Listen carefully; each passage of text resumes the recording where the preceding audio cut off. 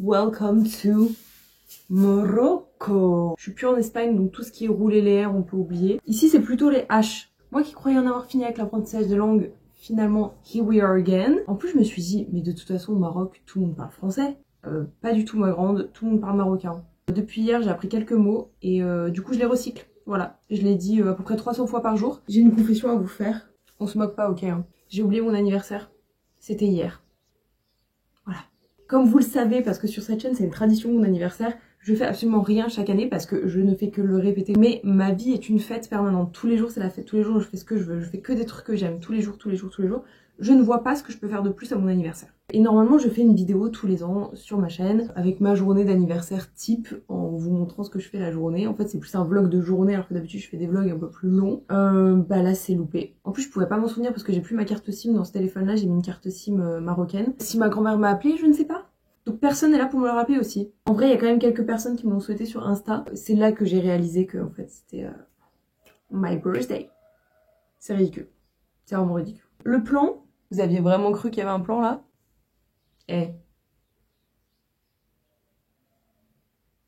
Donc je ne sais pas ce qu'on va faire. Hier, il y a une fille de l'auberge qui m'a parlé d'un massage à 25 € pendant 1 heure. Et je me dis, est-ce que ce serait pas mon cadeau d'anniv? Alors le seul problème, c'est que j'aime pas trop qu'on me touche.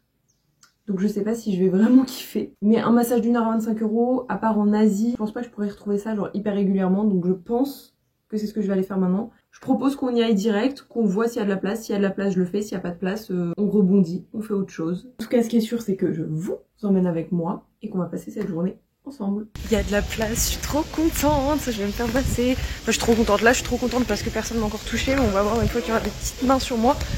Mais je croise les doigts, faut juste que j'aille retirer des sous parce que ici on ne paye rien par carte. Tout est par cash. Il y a...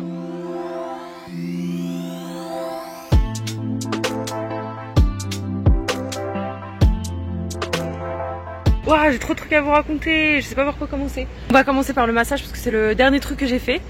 Alors, ça a été... En fait, j'ai plusieurs trucs à dire. Déjà, pendant tout le long du massage, je me suis dit, mais est-ce que la meuf, elle est vraiment consentante de me toucher les fesses? Déjà, on se connaît pas, je connais pas son prénom. Elle est là, elle me tripote le cul. Vu que dans la culture arabe, c'est quand même différent au niveau de la pudeur, etc. Enfin, ils cachent quand même leur corps, etc. Et en fait, je me suis dit, est-ce qu'elle fait ça parce qu'elle a besoin d'argent et du coup, elle fait ce métier-là, mais au fond, ça la met hyper mal à l'aise? Ou alors juste vraiment, elle aime trop être masseuse? Et en fait, pendant tout le long du massage, je me suis posé cette question et je me suis dit, j'espère vraiment qu'elle est contente de faire ça, qu'elle est heureuse de faire ce métier. Après, je me suis dit, mais en fait, on se connaît pas et genre, t'es trop dans mon intimité. Mais en même temps, c'est ça. Genre, je viens pour un massage, donc c'est pas elle le problème, c'est moi le problème. C'est dans mon cerveau qu'il y a un truc. Et j'avoue, j'ai trop un problème déjà à ce qu'on me touche. J'ai un truc avec les mains. Déjà, je déteste avoir les mains sales, je déteste avoir les mains qui collent, je déteste, enfin vraiment, genre, j'ai tout un truc autour des mains.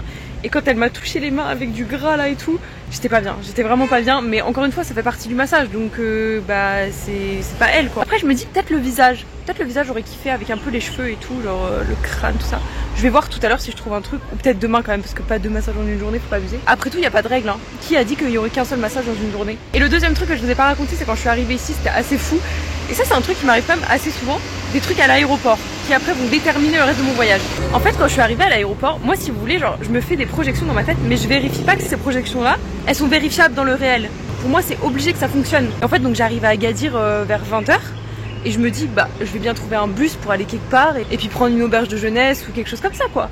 Sauf que j'arrive, je regarde sur internet, je vois que le prochain bus, il est à 5 h du mat. Je me dis, ah ouais, mais alors ça, j'avais pas du tout anticipé. Comment faire? Donc en fait, j'attends, mais j'attends genre même pas 2 minutes dans le hall d'entrée, toute seule comme ça, en essayant de réfléchir à une solution. Je me dis, bon bah, je sais pas, je fais du stop, je prends un taxi, nanana. Et là, il y a un mec qui vient de nulle part, beau gosse, je précise. Et qui me dit ouais tu vas où? Je dis bah je sais pas. Il me dit tu vas à Tama... Je sais jamais prononcer. Un village pas très loin. À 1 heure d'Agadir. Je dis ouais je vais là. Il me dit bah vas-y on partage le taxi si tu veux. Je dis bah ouais carrément trop bien. Donc en plus le mec il connaît un petit peu donc du coup il avait un taxi pour vraiment pas cher. On l'a divisé en 2 donc vraiment pas cher. Et donc j'arrive dans cette ville et je me dis mais qu'est-ce que je vais bien pouvoir y faire? Il me dit en vrai si t'as pas de chambre je pense que tu peux dormir dans l'auberge où je dors. Je dis bah ok on va voir. Là je trouve un Marocain. J'appelle le Marocain, je dis je peux dormir chez toi? Ouais pas de souci. Je vais chez le Marocain, on passe la soirée ensemble, je dors chez lui. Le lendemain il me dit tu veux faire des attrape-rêves sur la plage? Je dis bah grave que je veux faire des attrape-rêves sur la plage. Donc du coup on a passé tout l'après-midi à fabriquer des attrape-rêves sur la plage, c'était trop bien. C'était franchement, je pense, un de mes meilleurs anniversaires. J'ai passé une trop bonne journée, j'ai fait que des trucs cool.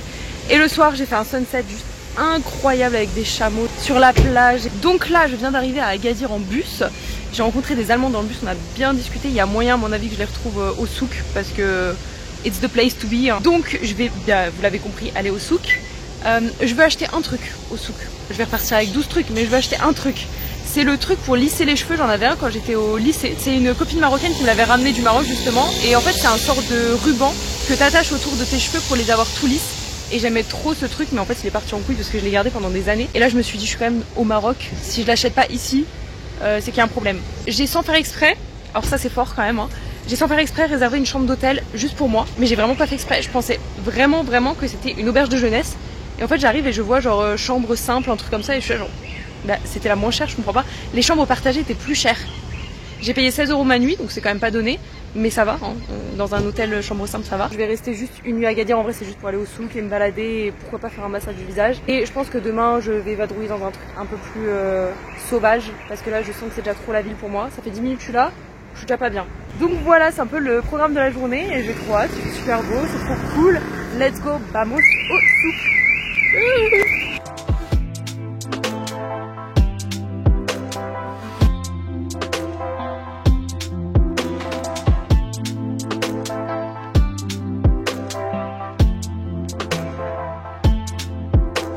Je pense être la seule personne de la terre entière à sortir d'un souk en n'ayant absolument rien acheté. Ça m'a pété le crâne, je vous jure, il y a trop d'informations, il y a trop de gens, il y a trop de bruit, il y a trop de...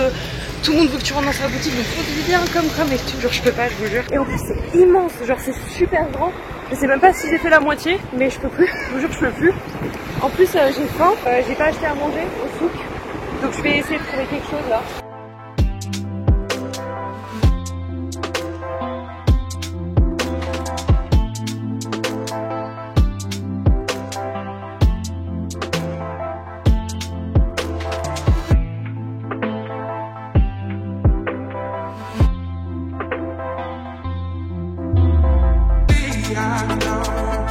Bonjour à tous et bienvenue dans une nouvelle journée. Je suis actuellement à Essaouira. J'ai pris le bus pendant 3 heures. C'était trop cool, j'étais assise à côté d'une Marocaine qui parlait un peu français et on a grave discuté, elle était super intéressante, on a parlé culture, on a parlé religion. Là j'hésite à aller faire un hammam. Après je vais aller dans une autre ville parce que j'ai enfin trouvé un volontariat, je suis trop contente. J'ai trouvé un volontariat, j'ai réussi à négocier pour rester une semaine parce qu'à la base ils voulaient que je reste plus longtemps mais moi ça m'intéressait pas. Donc je vais y rester une semaine, c'est dans une école de surf et normalement je vais faire un petit peu genre des vidéos, du montage, des trucs trop cool. J'ai juste trop hâte. Donc j'en profite d'être dans une grande ville pour pouvoir faire un hammam, un massage, un truc comme ça parce que pendant une semaine je vais être un peu coupée du monde. Donc je vais voir, je vais me balader un petit peu autour.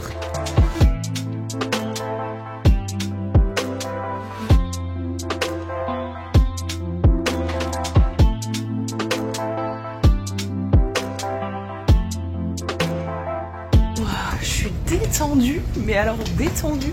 Par contre je m'attendais pas du tout à ça, c'était la première fois de ma vie que je faisais un hammam. Je m'attendais pas du tout à ça, mais c'était trop bien, franchement ça fait du bien, je me sens propre, j'ai l'impression que j'ai plus aucune peau morte sur l'entièreté de mon corps, ça c'est incroyable.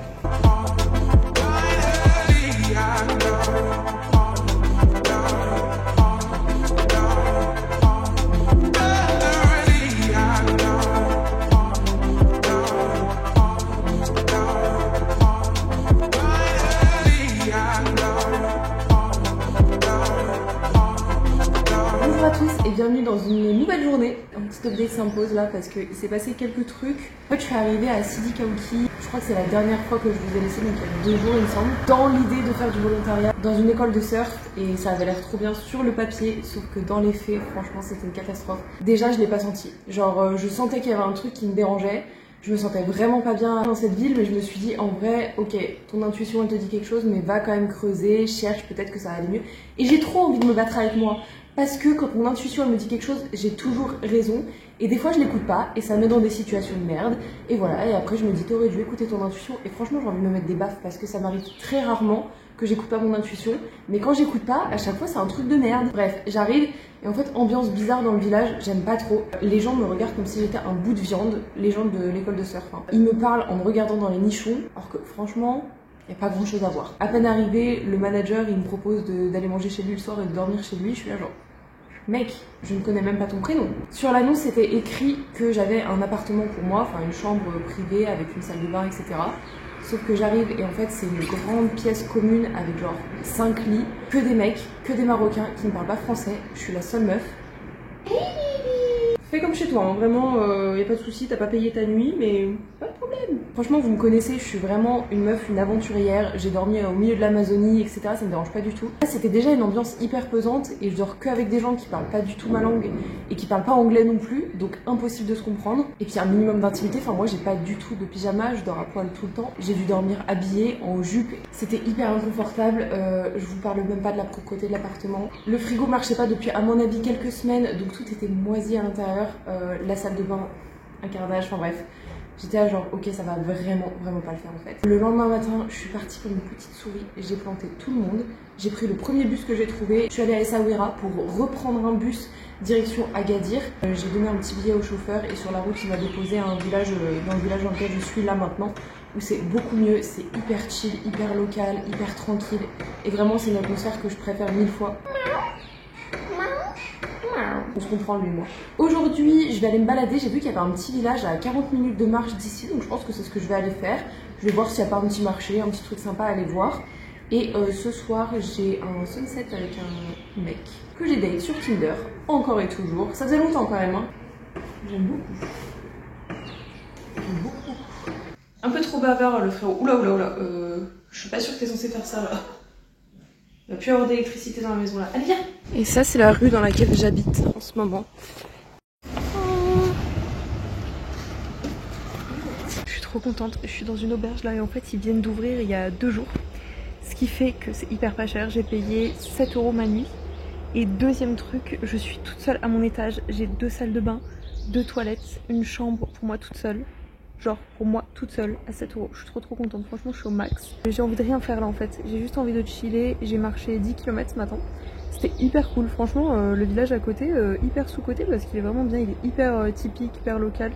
Il y avait un grand marché, j'y suis allée pour me promener et franchement c'était trop bien. Vu que ce soir j'ai le date vers 19 h je pense, enfin, franchement là j'ai juste envie de rien faire. Et c'est ce que je vais faire, croyez-moi. Ok, j'ai pris une décision, je pars demain. Mais non, je rigole. J'aurais tellement pu pas rigoler par contre. Là je vais aller dans un magasin où il y a un mec qui fait des chaussures en cuir à la main et tout. J'y suis allée ce matin parce que je suis passée devant. Est-ce qu'on peut par contre souhaiter la bienvenue à mon bouton là? J'ai jamais de bouton, je sais pas pourquoi j'en ai un là. Je pense que c'est dû aux événements et c'est émotionnel c'est sûr. Et donc j'ai trouvé des modèles de chaussures que j'aimerais bien avoir sur Google et je vais lui montrer et lui demander s'il peut faire la même chose. Ce que j'ai envie, je me dis que c'est dans ses cordes parce que c'est pas des trucs genre hyper compliqués et tout. Je dis ça parce que c'est pas moi qui l'ai fait mais...